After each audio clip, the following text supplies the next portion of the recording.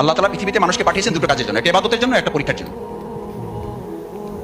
আফাহাসিবতুম আন্নামা খালাকনাকুম আবাসা, মানুষ যেন একটা মনে না করে এমনি তাকে পাঠিয়েছে, শুধু পড়াশোনা করলে পরীক্ষা দেওয়া লাগবে না।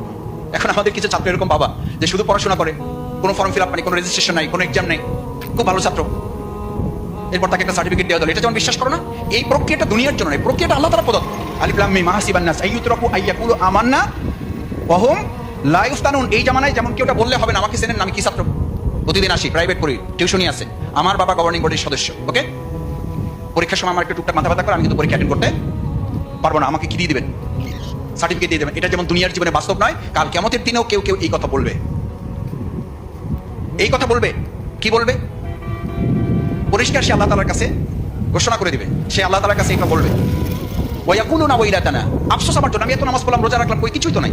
মালি হাজাল কিতাব, এটা কেমন গ্রন্থ, এটা কেমন বই আমাকে দেওয়া হয়েছে, কেমন রেজাল্ট শিট, কেমন রেজাল্ট শিট আমাকে দেওয়া হয়েছে। মালি হাজাল কিতাব লা ইউগাদির সগীরাতান ওয়ালা কাবীরাতান ইল্লা আহসা, আমার ছোট কাজটাও বাদ পড়ে নাই, বড় কাজটাও বাদ পড়ে নাই, সব এখানে লিখছে কে? আল্লাহ তাআলা ফেরেশতাদেরকে জবাব দিবেন, ওয়া ইন্না আলাইকুম লাহাফিজিন কিরামান কাতিবিন আছে, অথচ তুমি ওজন ফিল করো না।